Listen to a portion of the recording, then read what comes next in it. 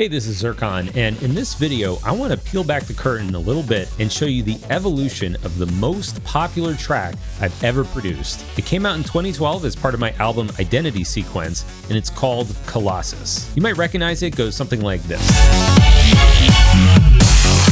Now, even if you're not a music producer, I think you're going to find this pretty interesting. So let's go back in time and see the very first version of the song and how it progressed from there. Ready? Let's go. Okay, so here we have it. This was version 1 of Colossus, and it had the running name Megatech. I didn't know what else to call it. Usually I name my tracks way later in the process. And it looks like I had spent 15 minutes on this. I'm not sure how accurate that is, but let's listen.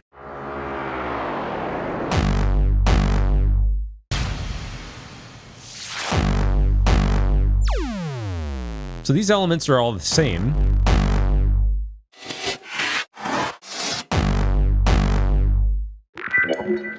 All right. Well, that's pretty much the track. So no synths to speak of yet.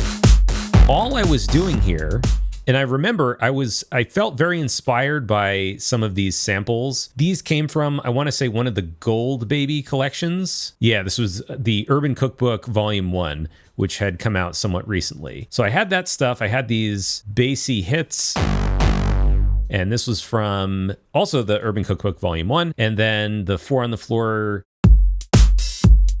This pattern is a bunch of layered drums. So I had some things from Gold Baby. This one, I think, is from Wave Alchemy Drum Tools 01. So yeah, it was basically just a beat with some effects. Really not much more than that. Now let's jump ahead. All right, we've gone forward in time, like a day, I guess, is when I worked on it after the first version. And now I've spent more like an hour and 10 minutes on it. One of the first things that I did, the intro didn't change too much, but you'll hear.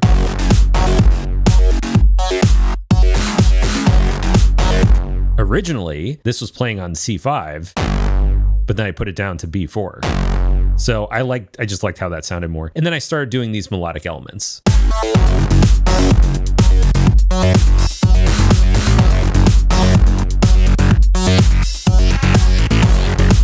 I think this took a while because I was shaping this patch. And I made another instance and we layered them. This is more of the subby layer, and then this one had some of the higher frequencies in it. There's not too much going on effects-wise. I think it was just some EQs and side chaining. And then there was some automation happening, just sort of morphing that sound over time.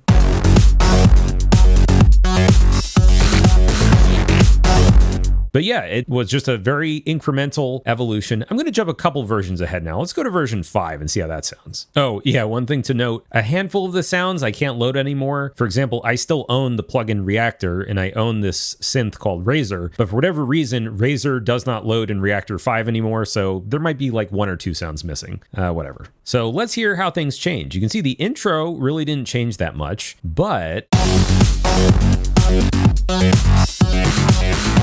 this has been shaped a little bit more. And then we have the next section. We have what looks like a build-up, and then we have the drop.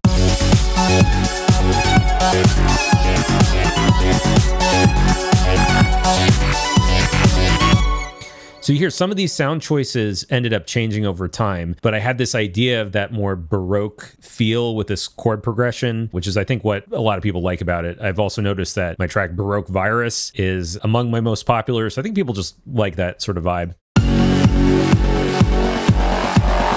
Okay, build up. Okay, you ready? Let's hear how this sounds.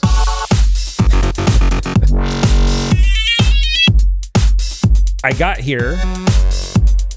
I remember this. I got there and I was like, I don't know what I'm doing here. I'm gonna stop for tonight. So I'm at 3 hours of work time now, which is not too bad. So I felt like the intro had the right mood, and I was starting to establish the tonality, I guess, of the track, but ultimately I didn't know what the hard-hitting drop part would sound like yet. I knew it would have a 4 on the floor beat, but I had no idea at all. So let's go to the next version. Okay, so now on version 7, where are we on time? Well, 5 hours and 51 minutes. That's another almost 3 hours from the previous version. Where did that time go? You can see it doesn't really look like I did a whole lot, but the truth is that doing sound design design for this kind of bass music. I don't know if people call this complextro or what. Any music that's very like bass and sound design centric, it just takes a lot more time to do that than writing chord progressions and arpeggios like this.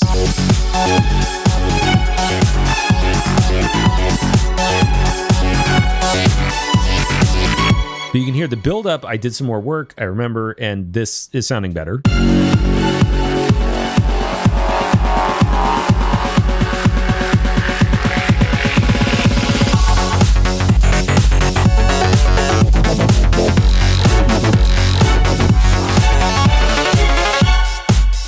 And that's as far as I got. That was like hours of time to get to this point. Now, a couple of the synths are not loading, like this aggro wobbler here. So here I was shaping the overall style that I wanted for the drop. I knew that this was the sort of rhythm I wanted, the interplay between the different synths. But yeah, it took a long time to even get this far. Let's jump ahead a few more versions. Okay, the project is looking a little bit bigger now. We've got a lot more in the drop section. How long did this all take? Well, now we've almost doubled the work time again. Actually, I think we did double it. From 5 hours and 50 minutes to 11 hours and 15 minutes. Most of the earlier part of the song, I was pretty happy with it. So I didn't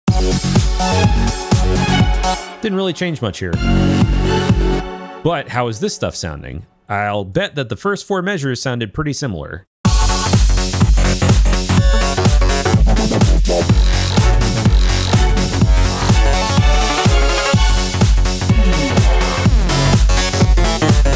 So yeah, I was pretty confident in this direction, and I basically kept extending this. There's not a whole lot that changed here. Compared to the final version, there was definitely some polish that happened.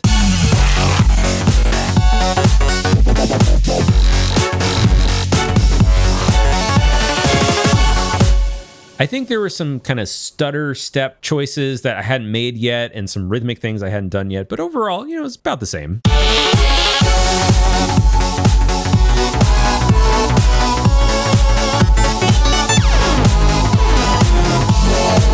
So this whole section really didn't change that much, because once I found this chord progression, writing a little melody for it, I didn't think was all that difficult. I think it came out pretty well ultimately. But the question was, well, what do you do after this? And I remember, and this often happens when I'm working on music, I'll work in these sections. Like here we have the main sort of drop with the cool bass design. And then we have this section where things get switched up a little bit and we're introducing more chords and harmony, but I didn't have anything else in mind. So this was a good stopping point. Like, I don't know, what do I do next? Who knows? Next version. All right, in version 14, you can see things have been expanded even more. We're at 14 hours and 20 minutes of work, and that adds another 3 hours or so. The very beginning didn't change, but for the first time in this whole intro, compared to earlier versions, I experimented with putting in these stabs and elements that I'd use later in the song. When I write a section, let's say I'm writing the whole intro, and then I do a bunch of stuff later, like I introduce different drum sounds or synth sounds, or the track evolves in a certain way, I'll often go back to earlier sections and then, you know, experiment on them and tweak them and stuff. So the structure doesn't usually change, but how those earlier sections play out often does.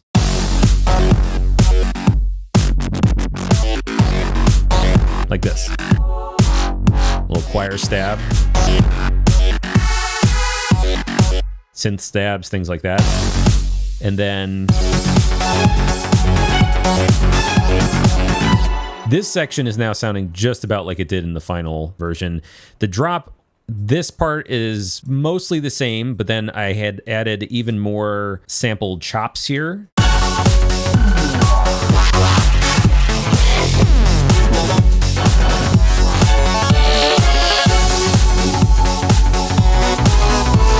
And then again, where was I going to go with this? I didn't know, so I was polishing it a lot. So here was my idea then.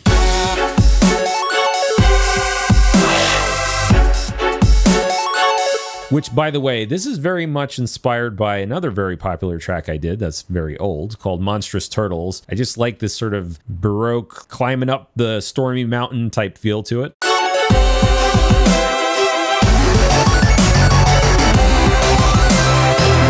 Now you can hear from the production, it's a little rough on the mixing and mastering side. And it's worth noting that the master didn't really change throughout the course of the track. I threw a compressor and a limiter on, some master EQ, but I wasn't really using any other tools at that point. So what I try to do is I try to get the overall sound to at least, 90% of where I want it to be as far as balance and master compression and EQ and all that. But it doesn't need to be at 100% while I'm working. It just needs to be to the point where I have a pretty good idea of what the final version is going to sound like balance-wise. So once again, I did this heavy section here and I was thinking, well, what is going to happen next? I think that's why I stopped. So let's jump a few more versions ahead. We're going to go from Megatech 14. Let's go to 20 because there's actually over 30 versions and I don't want this video to take all day. Okay, I'm missing some full ensemble staccatos. That's fine. We're still going to get the general idea. Again, I did my best to recover some of these old plugins, but what can I say? All right, so here I might have done some tweaks earlier on, but chances are this stuff didn't change and my focus was mostly on everything else. Let's hear how things progressed. Now, if we look at the project info, we can see that we're up to now 18 hours and 6 minutes, so a few more hours of work time. Usually my sessions are like 2 hours on average, sometimes more, sometimes less. I guess I didn't have a bass here at this point in this earlier part.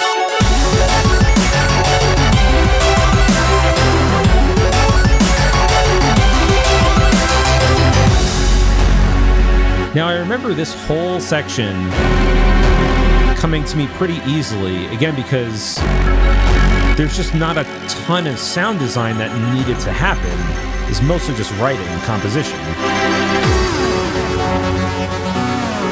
And I knew starting here that this is the start of the buildup. With any good dance track, in my opinion, you want to have dynamics. You don't want it to just be one intensity the whole time. And I especially like doing these breakdowns, especially when I get to play around compositionally. This didn't change from the final.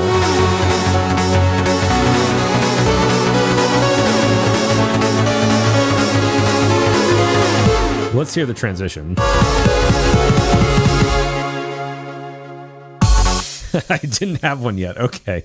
This must have been one of the ones I did later, one of the parts. Okay. The final section, I think if I'm looking at the earlier drop, it looks like at this point, I was mostly just copying and pasting it. I had the general idea that I wanted this section to resemble the earlier one, but it needed some finesse. I needed to go through it and make it sound different, not just have the exact same drop as before. Because this is all the same, right?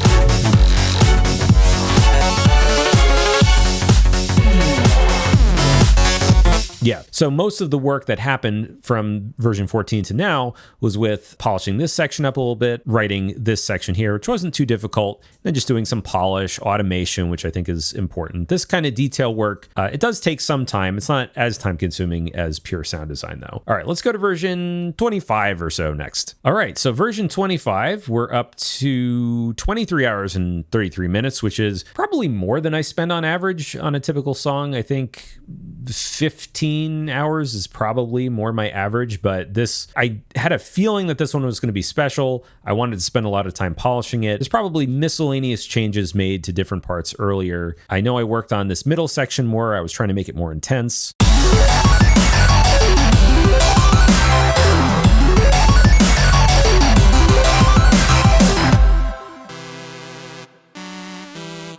The nice thing is, as you're working on a big production like this, it becomes easier to take these polished elements that you've made and either move them to different parts of the song and say, hey, what would it sound like if I took this synth and put it here? It's also easier to experiment with turning things off, because if you start from a pretty layered position, and a lot of my tracks do have a lot of layers, they're not particularly minimal, you can see, well, just by muting something, does having more space help or detract from the track? And then in this part here, I did eventually do a little bit of a transition. And if you recall from the final track, it's short, but I think it works well.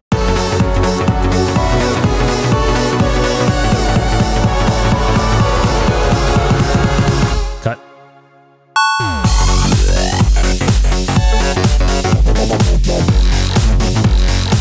Now this stuff, yes, Some of the synths might be missing here. Okay, some of the samples are missing, but let's hear it. Yeah, that synchronized thing was not there a few versions ago.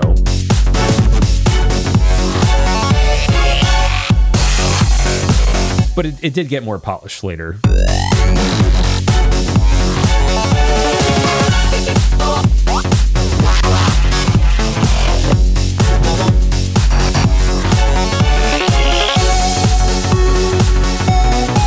And then this was pretty much copying the section from earlier and just doing some variation. A lot of the techniques used here, like these chopped up little parts, this is using the same type of techniques that I was using earlier. It's usually easier to do variations of things, like making the second drop different from the first one, than it is to come up with the original concept. So if we think about the overall time spent on this, there's a lot more time spent in the first 10, 20, 30% of the song than the last even 50%. And where did I leave off? Let's see.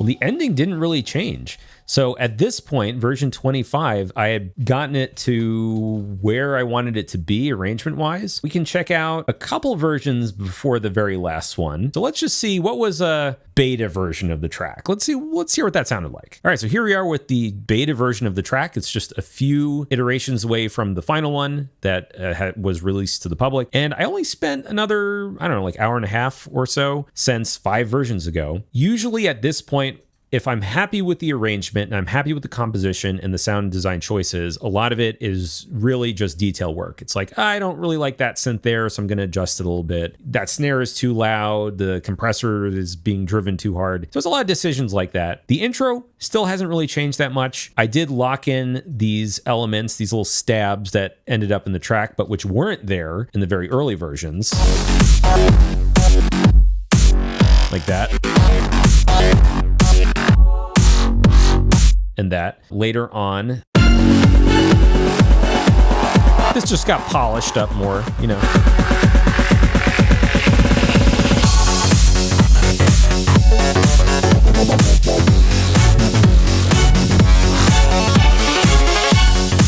Now, there's a lot of polish here. I remember there's a lot of EQ to fit in so many big sounds, but you might remember from some of the earlier versions of the drop, it didn't have that synchronized swing element.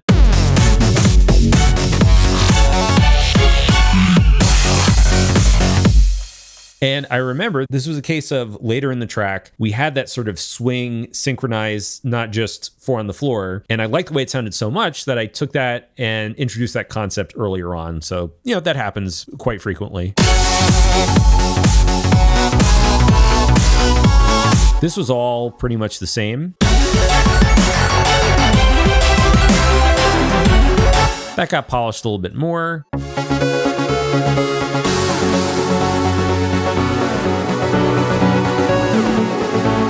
I feel like we're missing a synth here, but it might just be that it didn't get loaded somehow. Yeah, go figure.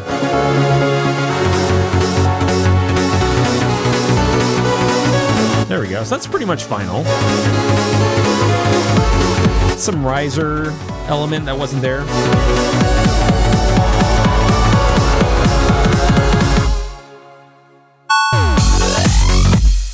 So all this stuff was just polished. You can see there's a lot of automation going on.